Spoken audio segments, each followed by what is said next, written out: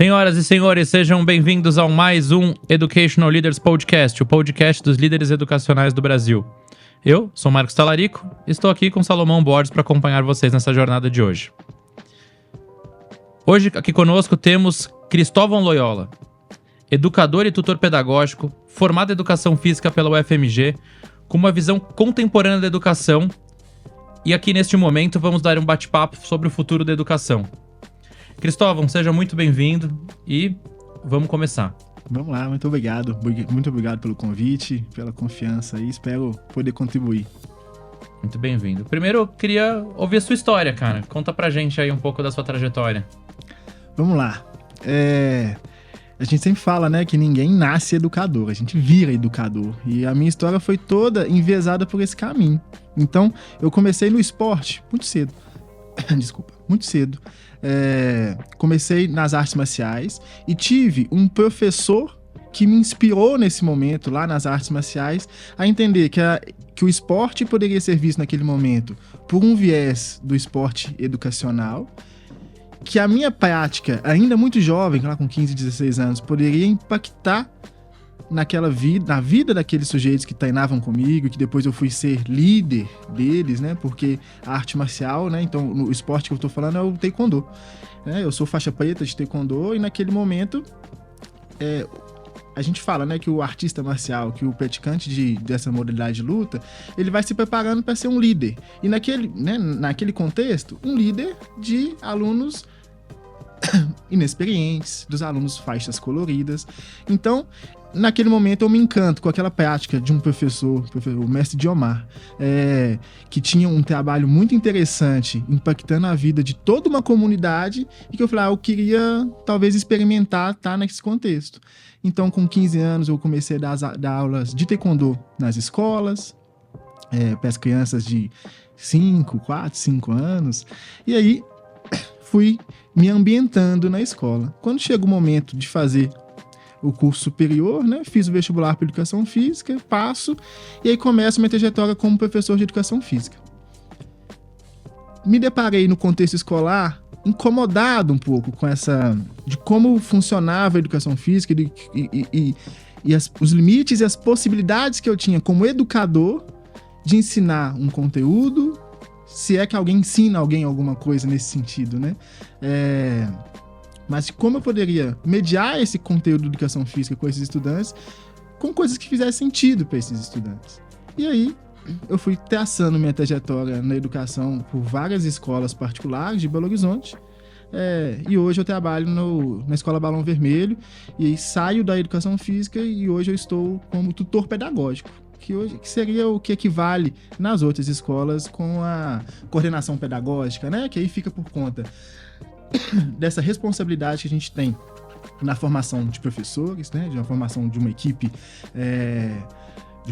de trabalho, na comunicação eficiente e assertiva com as famílias e, talvez como prioridade, o atendimento aos alunos. E é o atendimento no sentido de uma escuta ativa, a criação de um vínculo, que seja um vínculo muito sofisticado com esses jovens, né? Hoje eu trabalho com ensino médio.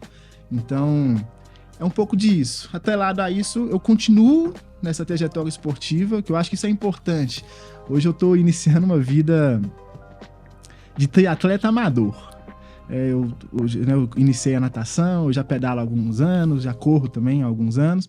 Então essa dinâmica, essa disciplina que eu preciso ter para trabalhar na escola, que é o lugar que eu mais gosto na vida, e poder adequar isso à minha vida de atleta amador, tem sido importante também para me dar energia, para entender o educador que eu sou hoje, né? Porque é isso, essa relativização, né? O que é ser um professor e o que é ser um educador.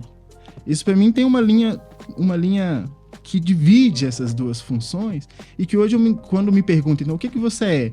Eu continuo dizendo, assim, eu sou educador, independente de onde eu estou, se eu estou de folga ou se eu estou na escola, se eu estou de férias ou se eu estou ali com uma turma de alunos, eu preciso continuar com essa essência, né, de educador. Essa é um pouco da minha história. E agora um recado rápido dos nossos apoiadores. Se você faz parte dos brasileiros que querem transformar a educação do Brasil, você não pode ficar fora da Educa Week. As maiores lideranças do setor público e privado se encontram para propor soluções e discutir os desafios. De 8 a 11 de outubro, na Educa Week em São Paulo. Acesse educaweek.com.br.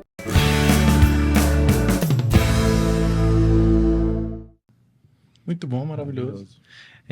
Cristóvão, olá Marcos, olá Cristóvão, olá os nossos ouvintes, telespectadores. É um prazer te receber aqui, Cristóvão. Já te conheço há alguns anos, já vejo esse lindo caminho que você vem trilhando na educação. E você tem uma visão muito clara sobre a importância de preparar os alunos para o futuro. Isso em algumas conversas nossas a gente pôde perceber. Eu queria saber, Cristóvão, quais habilidades do século XXI você considera essenciais para os estudantes hoje? Obrigado, Sassá. Prazer revê-lo, né? Posso te chamar de Sassá aqui também? Por favor. A gente tem uma história muito legal mesmo de trabalho juntos e uma confiança bacana. Quando a gente pensa nessas competências, nessas habilidades para o futuro, eu acho que eu preciso dar um passo atrás. Talvez entendendo a escola como um lugar único. Esse lugar único que é diferente da família, que é diferente da sociedade, e que nele vai acontecer, então, coisas diferentes da família, diferentes da sociedade. E esse lugar vai, talvez, então, prepare para a vida.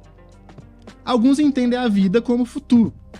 Mas eu estou entendendo, cada vez mais, identificando nessa relação com esses jovens na escola, que talvez seja interessante criar ferramentas para que esse estudante viva o presente. E isso vai auxiliá-lo nas competências do futuro. Que competências, então, vamos entender? A comunicação, a flexibilidade, a capacidade de trabalhar em grupo, a resiliência, né? São competências profissionais de agora e do futuro. As profissões do futuro, talvez nós não a conheçamos, né? A gente não tinha, há 5 anos atrás, podcasters. Eu não sei se é assim que fala. Mas talvez seja muito interessante voltar esse olhar para essa escola como instituição única, diferente, e que nela acontecem processos diferentes da sociedade e da família, para desenvolver, então, ferramentas que são importantes para a vida. E aí eu vou repetir para deixar bem assim marcado para a vida que acontece agora. Se esse estudante tiver um entendimento que a comunicação, a capacidade de trabalhar em grupo, uma coisa contemporânea, né? Como lidar com inteligência artificial. Isso é uma competência para o futuro? Sim. Mas trabalhar isso agora, desenvolver isso agora, vai ser muito importante para viver os dias de hoje, fazendo boas perguntas, talvez mais do que até dando boas respostas. Eu falo disso até nas provas, nas avaliações, nos processos investigativos desses estudantes. Então, na verdade, a escola, como esse lugar que o aluno está a trabalho.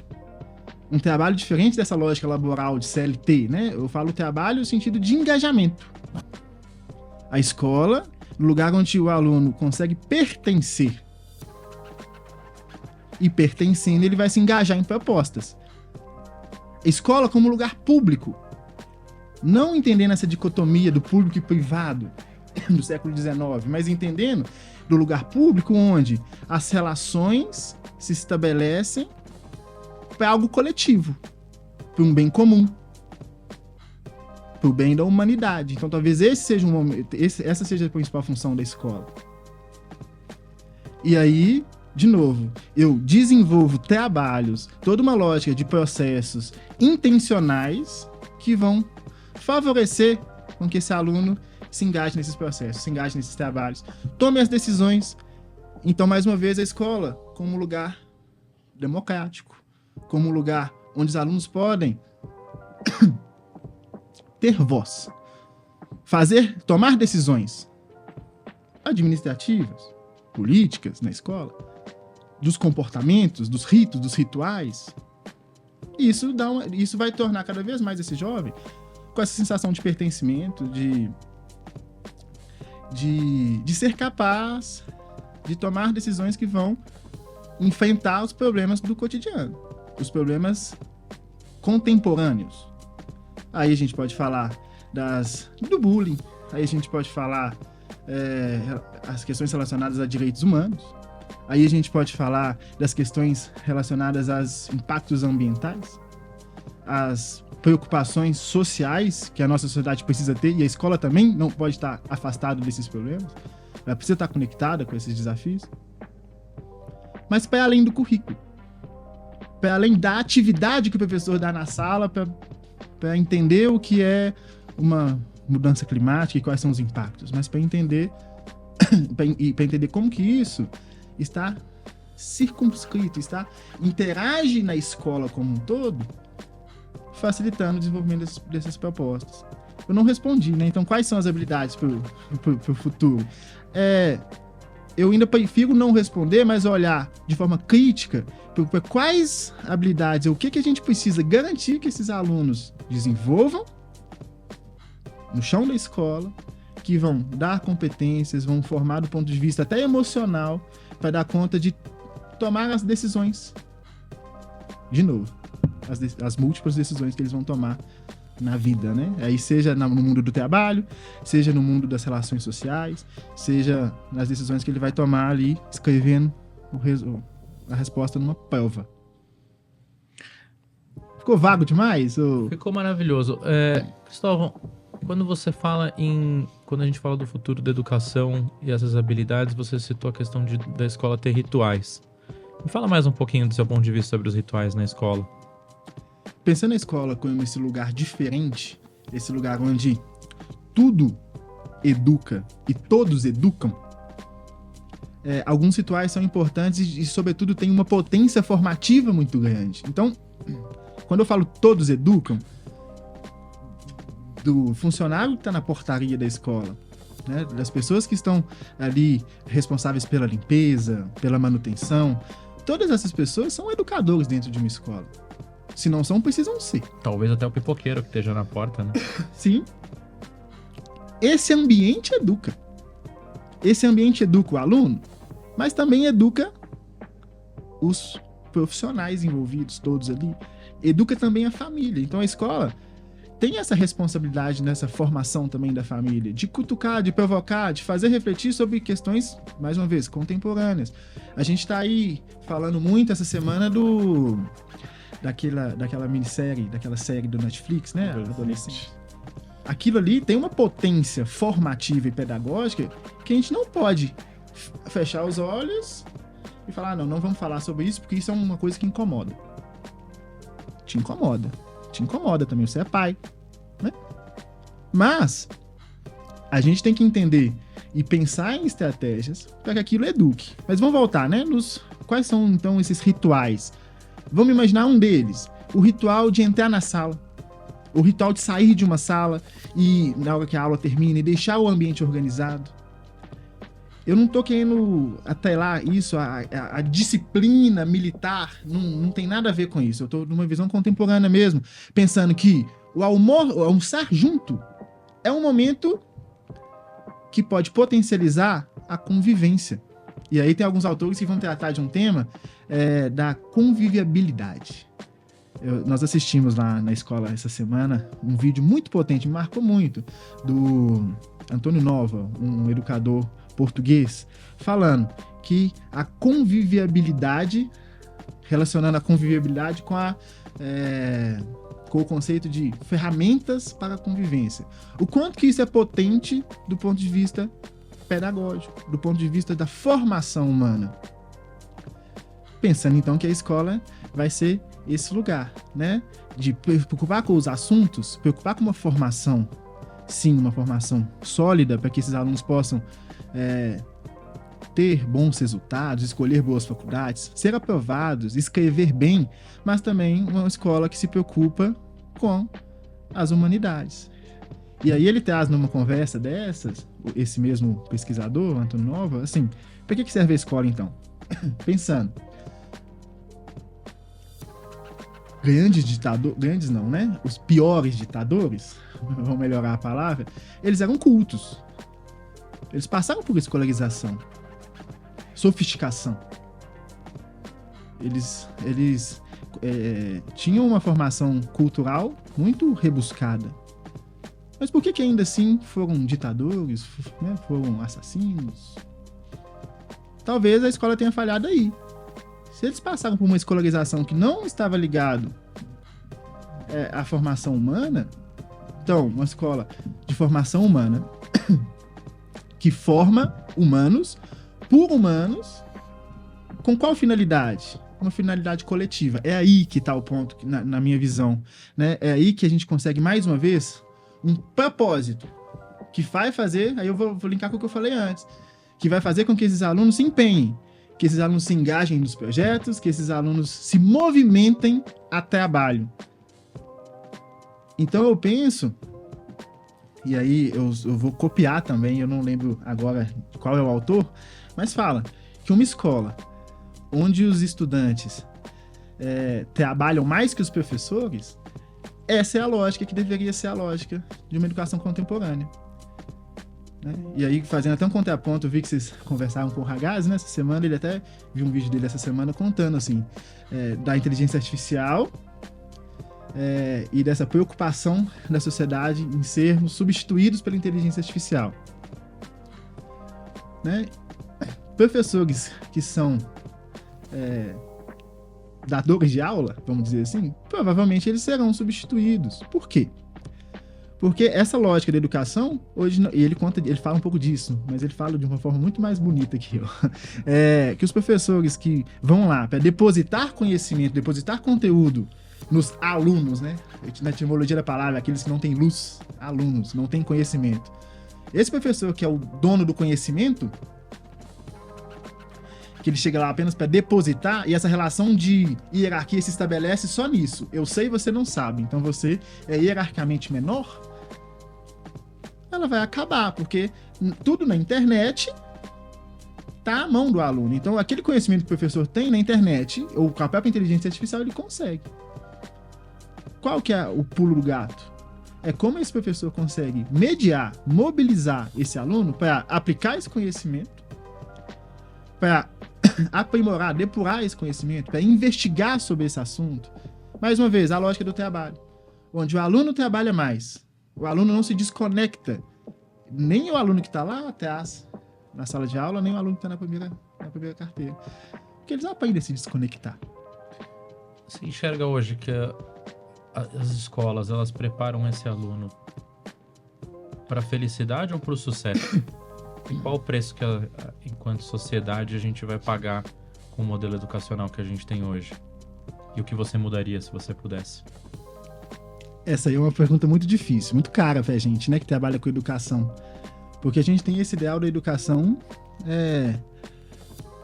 que vai resolver o mundo, né? Vai resolver os problemas do mundo. De uma certa medida, ela pode contribuir, sim. Né? Mas quando a gente fala de felicidade, aí eu vou trazer para o meu público que eu hoje trabalho mais, com jovens, e com as próprias famílias. Essa ideia que o aluno vai ser feliz, ou que vai ter felicidade sempre, ou que vai ter o sucesso, ela está muito relativizada. Por quê? De fato, ninguém vai ter sucesso e ninguém vai ser feliz nessa concepção, que é uma concepção que a felicidade é 100% o estado de estar. Aquela paz de espírito onde tudo está resolvido. E a vida não é isso. Então, por muitas vezes, né, nessa conversa com esses alunos ou com essas famílias, aparece assim, mas tudo bem, eu não ponho paixão, eu não tenho paixão no meu adolescente, no meu filho, contanto que ele seja feliz. Olha o peso que ele está nas costas agora. O peso de alcançar uma felicidade que não existe. Porque nem eu sou feliz 100% das vezes, dos dias, e nem vocês. Ninguém é feliz 100% dos dias. Então, uma educação que vai buscar felicidade, ela tá pautada, ela começa já fracassando. Porque não tem como, nada vai garantir uma felicidade 100%. O que a gente consegue garantir é que esse aluno se engaje em propostas que para ele façam sentido. Que propostas? Aí sim. Ajudar o próximo é uma proposta que pode fazer sentido? Sim. Se preocupar com questões humanas. Cada vez que nos aproximamos mais de questões humanas na escola, Eu acho que tá aí a chave para fazer sentido. E talvez o sucesso, então, não seja mais pode ser que seja. Aí eu não tô falando de sucesso financeiro. É essa relativização que faz que a gente precisa pensar, assim. O que é sucesso também? Né? O sucesso do ponto de vista financeiro? Mas e vamos pensar. Aí que eu respondendo a sua pergunta, sem enrolar agora. Talvez uma escola que promova experiências, que faça com que esse estudante tome boas decisões, pro agora, pra vida, entendendo a vida agora e como futuro. Seja o pulo do gato, assim, o ponto crucial de uma função específica. Uma das funções específicas da escola. E aí, o sucesso fica relativizado. Você tomou uma boa decisão. Uma decisão que está centrada com seus valores, com o seu capital cultural, com o seu capital intelectual, com a realidade da sua família, com a expectativa ou não da sua família, mas que ele tenha a capacidade de olhar para o mundo e tomar boas decisões. De novo, pautadas em alguns princípios. Ao meu ver, sempre coletivamente. Muito bom. E, Cristóvão, o ensino médio é uma fase crucial, você vive isso no seu dia a dia. E o que você acredita ser fundamental para o ensino médio, cada vez tem sido mais resultadista, procura sempre mais vestibulares, aprovações. O que você acredita ser fundamental para que o ensino médio se torne um espaço que prepare os alunos não somente para os vestibulares, mas também para os desafios da vida? Eu acho que, assim, eu já toquei em alguns pontos importantes, né? Que é essa mobilização, esse engajamento, sim, esses princípios que são importantes terem como norteador do processo educacional. Mas um dos pontos que a gente fala muito é da própria relação. Então, quando esses estudantes se estabelecem em relação, né? Esse vínculo entre eles, entre os professores, vai se criar ali uma comunidade escolar com esse senso de pertencimento. De novo, esse senso coletivo. Diminuir a educação apenas para aprovações no Enem, isso é muito pobre hoje, né? O mundo em transformação exige uma escola em movimento.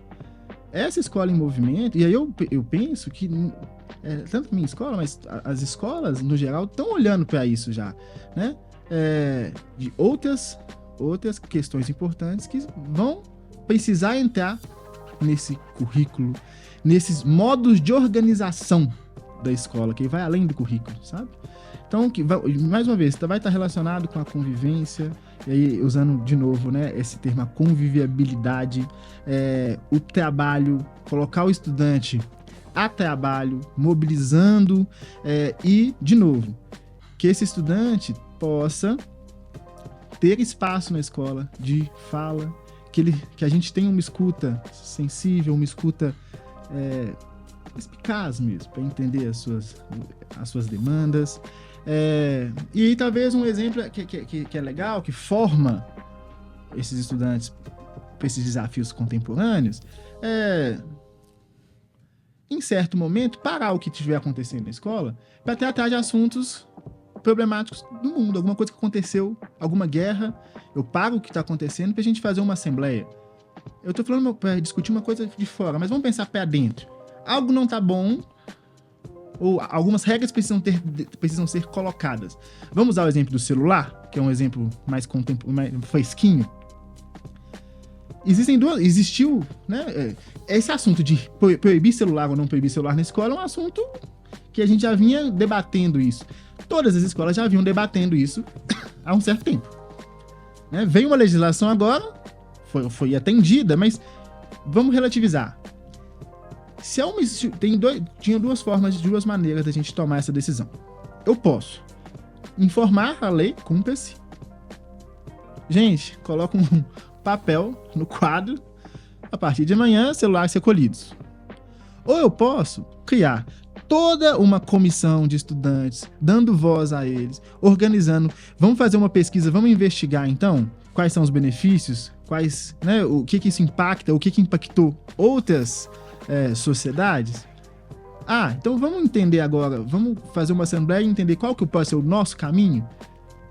algumas escolas, e aí, mais uma vez, nessa fala do Antônio Nova, ele conta que as escolas de Portugal que se debruçaram com os estudantes sobre esse desafio foram as escolas que primeiro extinguiram o uso do celular. E aí não fica uma briga de gato e rato, né? O estudante vai pra escola e esconde o celular e quer usar, não. Aí volta mais uma vez. Não é aquele estudante ou o próprio celular. É um combinado coletivo. Se é um combinado coletivo, não é o professor ou um disciplinário, inspetor, sei lá, cada escola vai ter um nome para isso, que tem que cuidar para que esse aluno não vá lá e pegue o celular. Mas isso, tá? Essa foi uma decisão deles. Claro, mediada, cumprindo uma legislação, mas eles fizeram parte da decisão. E esse é um espaço de escuta, um espaço democrático como a escola deve ser. Né? E isso ensina, então, de novo, esse exemplo ensina modos de agir que vão qualificar para o mundo do trabalho. Ou para a vida. Entendendo a vida de novo, como que acontece aqui e como que acontece no futuro. E aí, a partir disso, eles podem, então, entender outras formas que vão ser exigidas de comportamento, de procedimentos que vão ser exigidas no mundo depois, aí no futuro, né? Aí quando eu falo de procedimentos, são os procedimentos que vão estar relacionados às habilidades e às competências, as habilidades que mobilizados vão gerar competências. Então no mundo do trabalho hoje, no mundo corporativo, que não é o meu, né? Eu trabalho em escola, mas alguns funcionários, alguns profissionais, eles não dão conta de atender demandas não técnicas, mas demandas emocionais, demandas que estão relacionadas com a relação, com a comunicação. Acho que você contou um pouco que você, né, faixa preta em Taekwondo. Isso. E como é que você enxerga hoje esse nosso modelo educacional? A gente tem um modelo que ele tem um perfil mais de competição ou colaboração? Porque o esporte, ele traz esse sentimento de competição, né? Como é que você enxerga a educação hoje? De uma maneira geral, eu acho que não só a educação, a gente está num mundo competitivo, né? Onde o primeiro lugar é o que conta, o primeiro da turma é o que conta. Então, a forma de se organizar a educação acaba sendo uma forma excludente em alguns lugares. E eu também não estou fazendo juízo de valor nenhum, eu acho que, né, tem espaço para todo tipo de escola, existe, né, e essa diversidade, inclusive, vai contemplar a diversidade que a gente precisa ter na sociedade, que a gente tem na sociedade. Mas a forma de organização das escolas faz com que o esporte fique competitivo ou não, ou melhor, excludente ou não, porque competitivo vai ser, né? Mas a forma de organização dos métodos e processos na escola vão tecendo o tom que aquilo tem de importância. Então vamos pensar em nota, né? Se eu sou uma escola que, após uma prova, eu coloco na parede, no mural da escola, quem tirou a nota maior, quem tirou a nota pior, eu crio um tipo de vínculo e uma hierarquização sobre esse tipo de saber, né? E aí, de novo, não estou julgando se é ético. Isso acontece hoje em dia ainda nas escolas, de colocar um quadro com as notas? Na minha não, mas pode ser que aconteça. Imagino que não mais, né? Os pais vão... Mas essas são lógicas que aconteciam, pelo menos na minha época de estudante, e que fazia com que a gente, mais uma vez, só espelhasse o que acontecia na sociedade. E aí vamos lembrar de novo, a escola é diferente da sociedade. A escola é diferente, ela está na sociedade. Acontece as coisas micro acontecem, né? O que acontece na sociedade acontece na escola. Então a competição acontece, o racismo acontece, o bullying, né, vai acontecer, sobretudo, né, na escola. E a gente precisa ter protocolos importantes para lidar, né, com isso, do ponto de vista individual, do ponto de vista coletivo.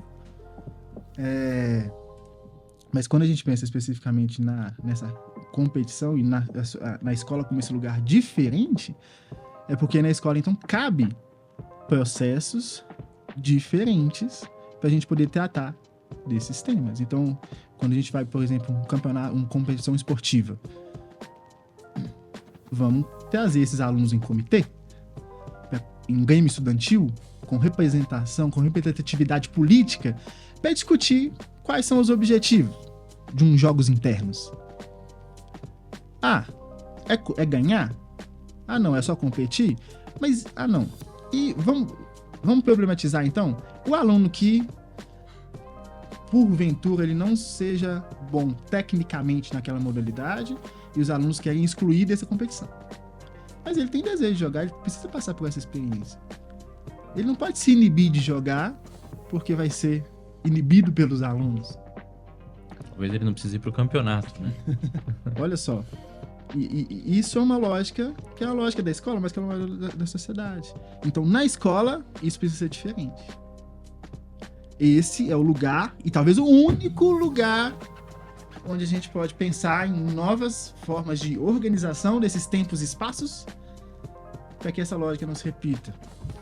Para que a gente consiga, então, os sujeitos ali, implicados com isso, nesse momento de tomar decisão com jogos internos escolares, mas quando estiver no mundo corporativo, ou quando estiver tomando uma decisão outra, ele vai lembrar, mas eu tenho uma responsabilidade com isso aqui.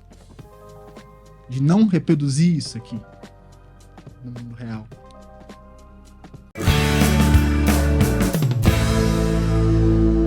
E agora um recado rápido dos nossos apoiadores. Já pensou em dar vida aos livros escolares com viagens pedagógicas incríveis dentro do Brasil para cada série escolar? E internacionalizar sua escola com experiências nas melhores universidades do mundo? Seja no Brasil ou aprender no exterior, a SD Student Travel é a parceira ideal das escolas que querem levar a educação para um novo patamar. Siga nas redes sociais SD Student Travel.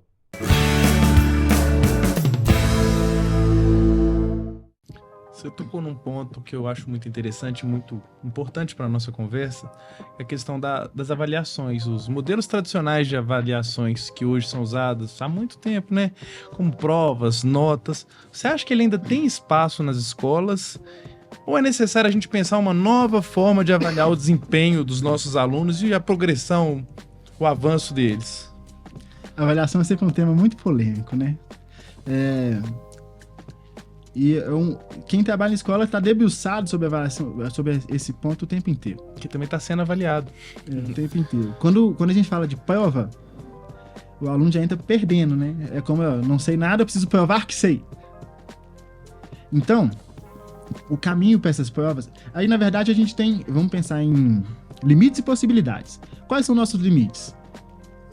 O final da escolarização é marcado por uma prova do Enem. Então, esses alunos precisam, sim, ter essa experiência para que eles possam desenvolver habilidades, competências para conseguir fazer essa prova, conseguir se dar bem, conseguir entrar nas escolas, nos cursos de ensino superior que eles desejam. Esse é um ponto. Mas quando eu penso também na sua pergunta, problematizar para que serve essa avaliação? Quais são seus objetivos? Essa avaliação é para avaliar o aluno? É para avaliar quem aprende? É para dar subsídio para quem ensina? Esse é um ponto. Então, quando a gente pensa na avaliação, acho que o futuro é pensar cada vez mais numa avaliação formativa. É uma avaliação formativa que se preocupa com quem aprende, que toma por base os pontos de partida desse estudante para, a partir daí, ter evidências do que foi aprendido, do que não foi aprendido, para ser um elemento de correção de rota. Então, a avaliação não pode ser, nesse sentido, quando eu falo avaliação, no geral, né? Uma avaliação formativa, ela dá chance para o sujeito mudar a rota. Quais sujeitos? Todo mundo está envolvido ali. Professores e alunos. Eu acho que esse seja o caminho, quando a gente pensa nos limites e possibilidades, o caminho da educação contemporânea está relacionado com essa avaliação formativa. Pra quem tá em casa, explica um pouquinho essas diferentes maneiras de avaliação. Quando você fala avaliação formativa, é a prova, é oral, é teste? O instrumento, na verdade, ele vai poder... Ele pode ser diversificado. Eu tô chamando mais atenção aqui de quais são os objetivos e o que é feito com aquele resultado. O tipo de feedback, o tipo de retorno que esse aluno tem. A quantidade de informação que esse aluno tem. Sassá, você fez essa prova aí, ó, 0. Ah, Marcos, você tirou 0, mas olha só, você teve uma dificuldade na interpretação do enunciado. Você teve uma dificuldade em tal habilidade, ou em parte dessa habilidade que não te fez, que fez com que você parasse o raciocínio e não conseguisse avançar e tirou 0. Talvez o problema não fosse a matemática e sim a interpretação. Dos comandos. Não. Dos comandos. E aí, a partir disso, dá a condição do sujeito de reinventar a própria rota. Ou de você entender o que você tá com uma limitação e correr atrás, com auxílio ou sem auxílio, ou do professor entender individualmente ou coletivamente, esse aqui é um ponto de atenção. Os alunos não entenderam esse enunciado, esse comando. Por isso, será que talvez possa ser por isso que eles não acertaram? Dá tempo de retomar, de fazer um instrumento posterior? Pra ver se vai ou não vai, né? Acertar, ou se...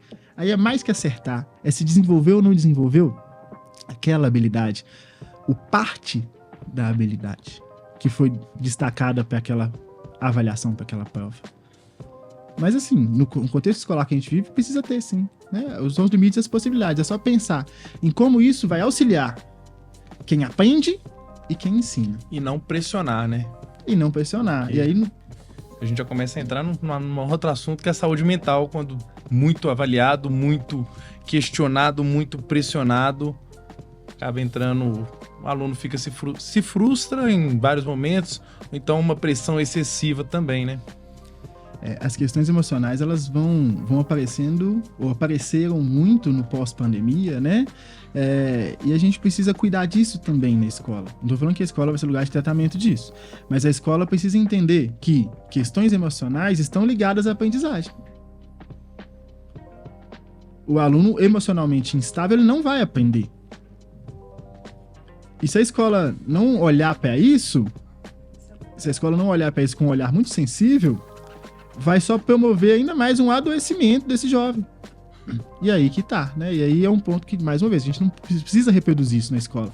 A escola pode ter uma lógica ou outra que vai favorecer, na esperança, o desenvolvimento de habilidades e de competências e de procedimentos desses jovens.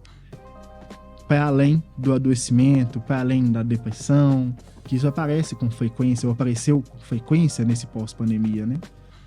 E eu acho que, de uma maneira geral, as escolas se preocuparam com isso. Umas mais, outras menos, umas acertando mais, umas acertando menos. Mas olhar para isso, hoje em dia, eu acredito que seja também o que diferencia, talvez, uma escola de um prédio. Ou um educador de um simples professor. Simples não, com todo o cuidado, né? Mas de um educador ou de um professor que só deposita conteúdo. Você falou um pouco de saúde mental, né? E eu acho que cada vez mais a gente tem percebido um aumento de diversos tipos de problema dentro das escolas dessa ordem.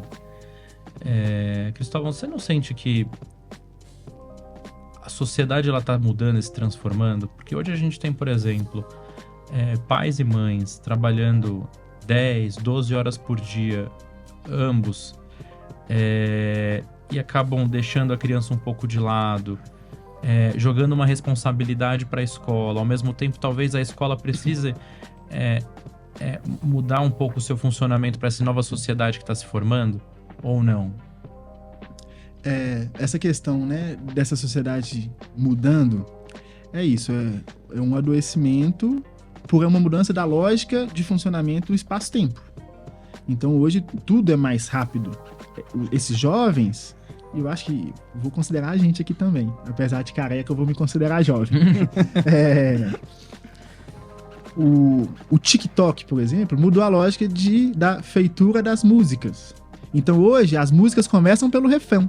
São pensadas já... As músicas são pensadas em 20 segundos, em 15 segundos, que é o tempo que esse jovem vai ter para escutar esse refrão da música e passar para a próxima. Só pode ter sobremesa, não tem que comer o legume antes. E passar para a próxima. É diferente, né, da época do Sassá, por exemplo, que ele podia escutar, que ele comprava um disco de vinil, Nem tanto. do Lô Borges, Calma. e escutava o disco inteiro. E depois virava, escutava de novo o lado B. Isso muda a relação, né, com o mundo. Então, quando a gente pensa na relação da família com a escola, eu acho que não é um ponto de um jogo de essa responsabilidade é sua, essa responsabilidade é minha, essa responsabilidade é sua. Eu acho que já passou por isso, assim. Eu acho que agora a ideia, cada vez mais, é uma escola comprometida com a formação da sua comunidade. Entendendo a sua comunidade com professores, pessoas que trabalham por lá, famílias. Então, se a família se conecta com a escola nesse compromisso da formação humana dos alunos, mas também das famílias, cria-se um pacto. Nessa hora que cria esse pacto, nesse momento do pacto, aí tá todo mundo envolvido para esse bem comum, para esse bem coletivo, e isso vai impactar na saúde mental, vai impactar em boas tomadas de decisão. Achei muito interessante. Você enxerga então que a escola ela pode ou deve ser um espaço de aprendizado para as famílias também. Ah, com certeza. E você enxerga isso como, acho que para as escolas particulares que estão nos ouvindo, até como oportunidade de negócio, né? Porque o aluno ele deixa a escola na terceira série do ensino médio e deixa de consumir, né? O pai que tá lá muitas vezes não tem nada ofertado. Mas aí que tá, eu vou compartilhar agora um caso da nossa escola. A gente tem, por exemplo, um clube que chama, um clube de leitura, que chama Coisa Fina. O que é esse Coisa Fina? É um livro fininho, por isso que é Coisa Fina, e de tempos em tempos, essas famílias se reúnem, os alunos que quiserem participar também podem, e vai ter uma mediação ali dos professores de linguagem debruçados nessa leitura, e nessa roda de leitura. Nesse momento, eu tenho lá as famílias, tratando de questões contemporâneas, que estão relacionadas com a literatura, com questões atuais. Aí, o aluno forma. Eu tenho famílias que os alunos já formaram, mas os pais, as mães, os avós, continuam participando do Coisa Fina, que é essa roda de leitura comentada. Essa pode ser uma função de formação, de vínculo, para discutir questões contemporâneas, para discutir questões do cotidiano que são importantes. E que aí é um vínculo mesmo, que vai além de uma reunião pedagógica para informar calendário. Isso pode ser por um e-mail. O Sassá tem as duas filhinhas dele e vai receber o que o sábado letivo vai ser tal dia por e-mail. Mas vamos pensar numa reunião pedagógica, em discutir o uso de telas? Coletivamente? Porque aí coletivamente isso se fortalece em casa. Porque isso daqui a pouco você vai ouvir. Ah, mas a minha amiguinha já tem celular. Eu tenho que ter também. Você vai responder o quê? Você não é todo mundo. Mas se tiver um alinhamento coletivo dessas famílias, fica muito mais fácil. Fica muito mais fácil. Escola é um lugar público. Seja ela particular ou efetivamente pública, né? Tem um público. Mas é um lugar público nesse sentido, da coletividade. Apesar que eu sempre fico curioso com uma coisa, né? A gente fala nesse alinhamento, mas, por exemplo, as famílias hoje têm claras informações, por exemplo, que o celular faz mal para crianças, né, em determinada idade. E ainda assim, mesmo sabendo disso, elas continuam dando, né, uma espécie de droga para os filhos. Como é que você enxerga isso? Assim, as famílias, você fala a questão desse alinhamento, mas é muito difícil, né? Porque mesmo as pessoas com todas as informações dizendo que fumar faz mal, as pessoas ainda... né? Faz mal você dar o celular pro seu filho, mas no final, quando o filho tá perturbando ali, a primeira coisa que ela faz é, não enche o saco. Tal.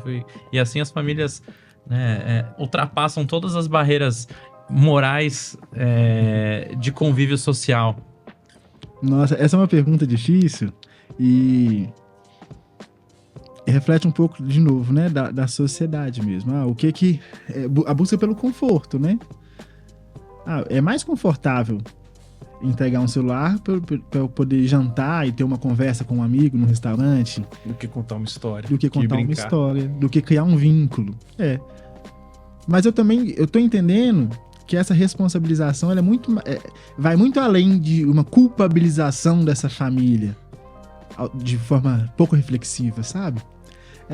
Eu não vou saber te responder ao certo, assim, a minha opinião.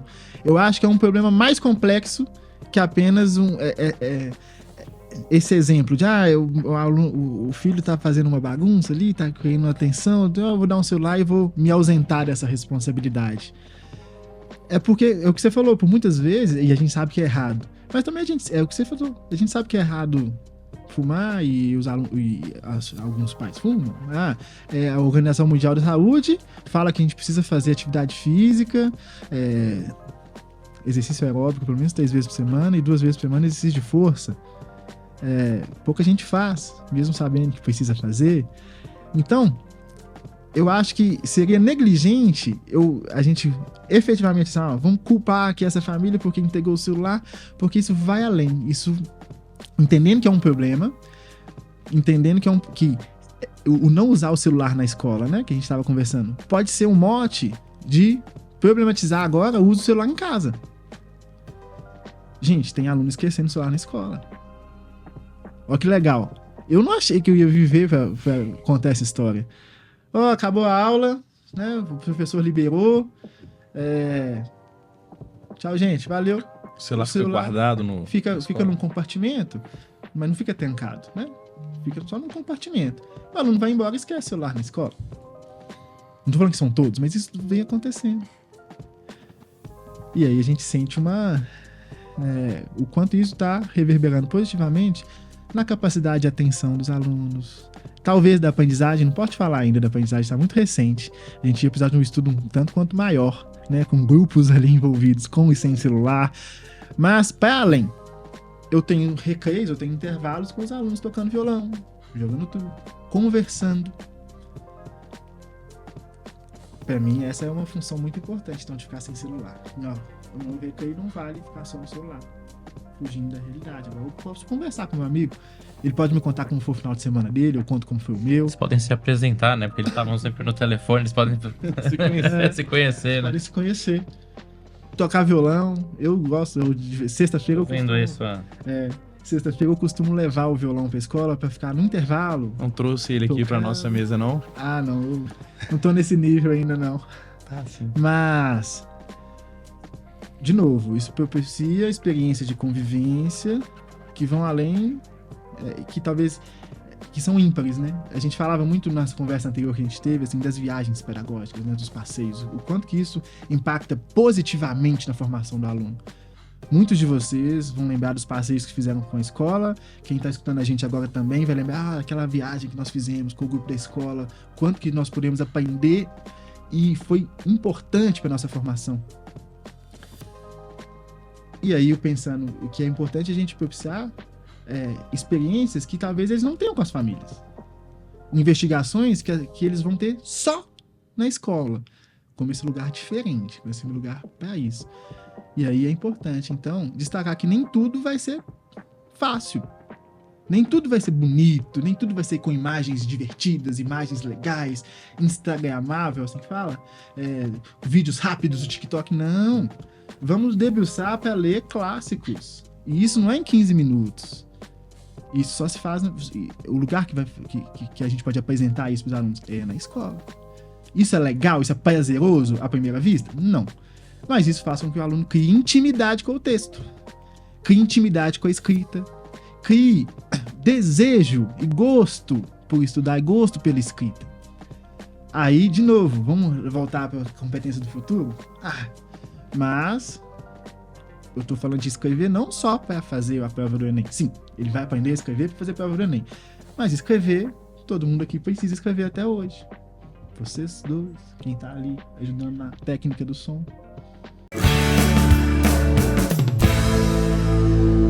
E agora um recado rápido dos nossos apoiadores.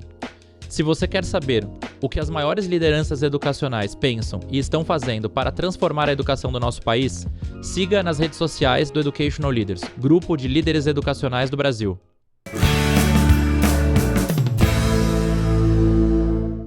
Me fala mais um pouquinho você falou das viagens pedagógicas, quando você fala nessas experiências de investigação. Você teve alguma experiência nesse sentido? O que você vivenciou ao longo desses últimos anos? Eu vou destacar um projeto de doido, assim, que nós tivemos. Você criou? A ideia inicial não foi minha, mas eu participei da execução. Então, da parte da operação toda, eu comprei essa ideia e fiz. Como funciona? A nossa escola aqui em Belo Horizonte e temos uma escola do mesmo grupo, lá em Recife. Nós fizemos um intercâmbio de estudantes e esse intercâmbio estava relacionado a uma investigação de história e de linguagem. A arte, muito relacionado com a arte também. E nesse intercâmbio a gente fazia uma investigação que ia do litoral ao agreste. Só não chegava no sertão porque a gente não tinha tempo, né, para fazer mais, né, para estender um pouco essa viagem. E aí lá, nós fomos recebidos por J. Borges, que é uma das figuras muito interessantes aí da cultura popular, lá em Recife. Ele faleceu recentemente. E os alunos têm a oportunidade nesse projeto de... Os nossos alunos da primeira série dormem nas casas dos alunos da primeira série lá desse outro colégio. Por 2 noites, 3 noites, se não me engano. Isso muda todo o estilo da viagem. Um intercâmbio em casa de família. Um intercâmbio em casa de família. E aí eles têm que desenvolver, e a gente os ajuda a criar essas ferramentas para desenvolver essas habilidades que são necessárias para conseguir aproveitar desse momento. Do ponto de vista intelectual, do ponto de vista cultural, do ponto de vista gastronômico, que é muito interessante também. Talvez essa seja uma das missões que a gente embarcou aí nos últimos anos, que a gente faz todo ano, que mais me atravessam como educador e que eu fico mais feliz em poder fazer. Esse é um ponto também. Porque não é fácil. Como é que você seleciona essas famílias? Elas São levantam conversas. a mão e quero fazer, quero receber. É isso, dá muito trabalho. São muitas reuniões, conversas individuais com cada família, entendendo o seu contexto, o seu núcleo familiar. Quase um processo de adoção. Quem mora naquela casa? Tem gato? Tem cachorro? Tem alguém com alergia? Tem alguém com restrição alimentar? Toma remédio ou não toma remédio? Toma remédio controlado? Não toma? Teve algum episódio? Então, é tudo controlado do ponto de vista para a segurança também, para todo mundo. Claro que eu também tenho. Quem me ajuda, eu tenho uma base. Então eu contrato lá 1 ou 2, 3 quartos de hotel que ficam vazios. Se tiver alguma indisposição de saúde nesse momento, eu busco na casa dessa família, eu levo para um hospital. Nunca precisou, mas é só para ter essa segurança, né? Imagina, algum aluno tem febre de noite. A gente precisa dessa assistência. Pode colocar uma pulseira que ele aperta um botão de emergência ali. Não chega tanto. Mas é uma comunicação feita tão no miudinho que faz com que dê certo e que as famílias fiquem seguras com isso.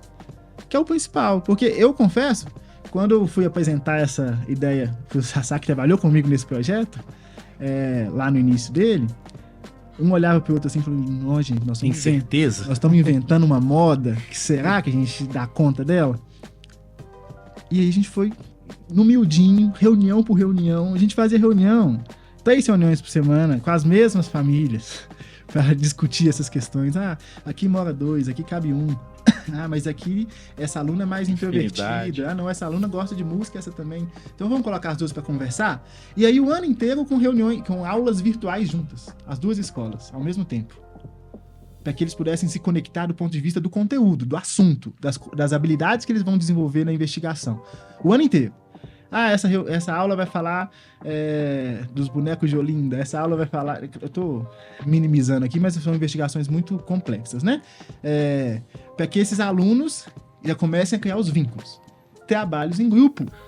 Alunos de Belo Horizonte com alunos de Recife. Tendo que entregar trabalhos juntos, já criando uma conexão.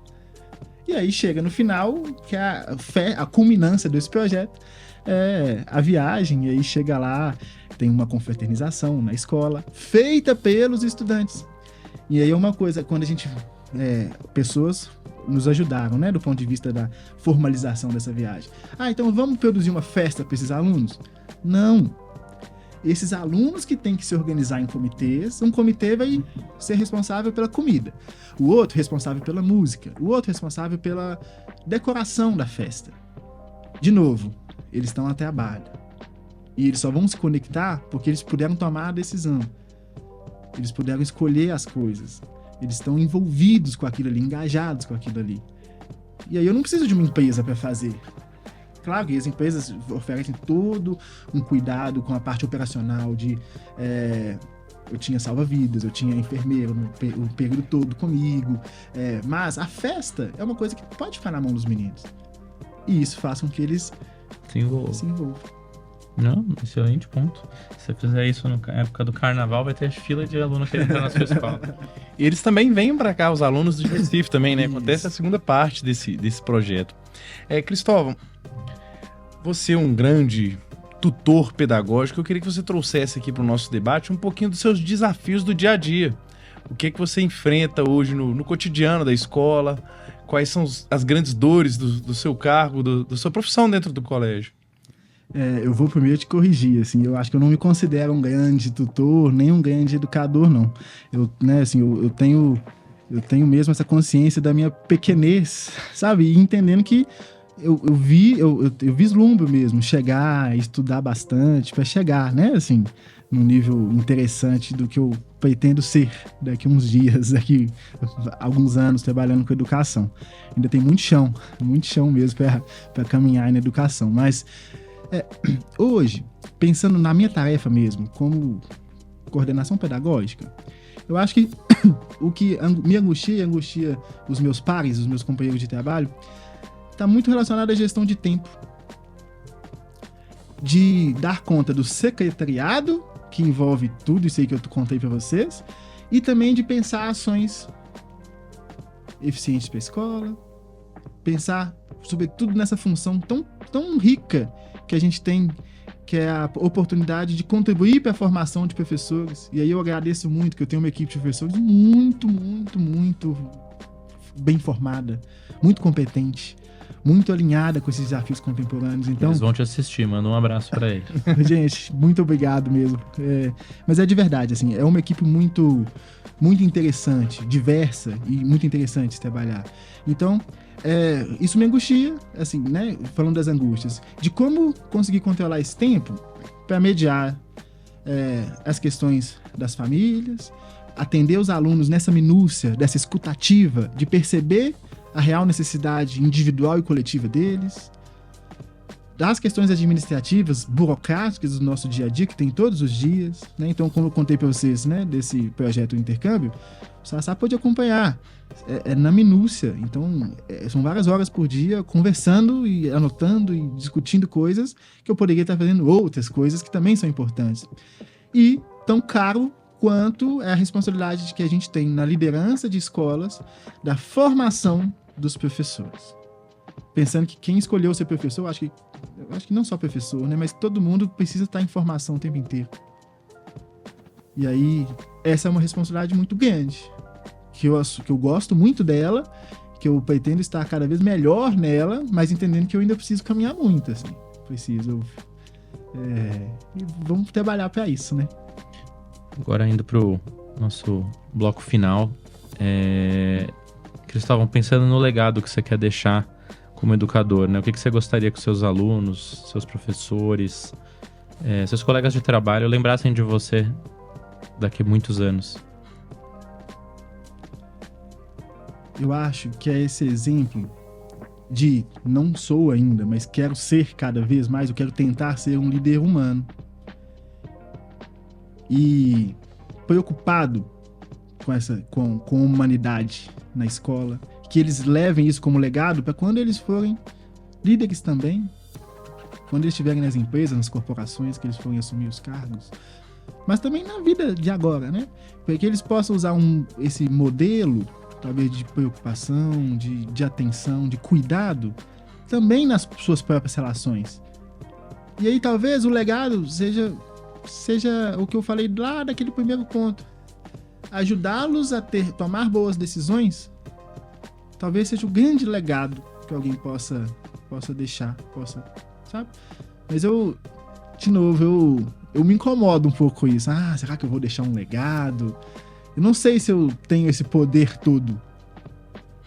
Eu tenho a preocupação com essa responsabilidade.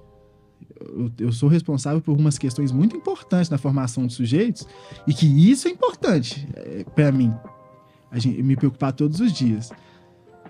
talvez isso vire ou não um legado. Essa responsabilidade eu acho que eu não vou pegar ainda não. Eu já tô lidando bem assim com essa responsabilidade, mas virar um legado, não sei, talvez um dia, né? Maravilhoso. E para finalizar, é uma prática, já um hábito do nosso podcast, qual pergunta você deixa aqui para os líderes educacionais do Brasil que estão nos ouvindo? Qual reflexão você gostaria de deixar? Eu volto naquela pergunta que vai nortear todo o nosso trabalho, assim, qual que é a função da escola? Qual que é a função da escola? Eu acho que se a gente levantar todos os dias, quem trabalha com educação, levantar todos os dias com isso, partindo desse pressuposto, nós vamos tomar decisões mais acertadas para a formação humana de quem aprende. Cristóvão, muito obrigado. Senhoras e senhores, esse foi mais um Educational Leaders Podcast. Muito obrigado e até o próximo episódio. Muito obrigado. Valeu, gente. Obrigado mesmo, viu? Muito obrigado a todos e até a próxima.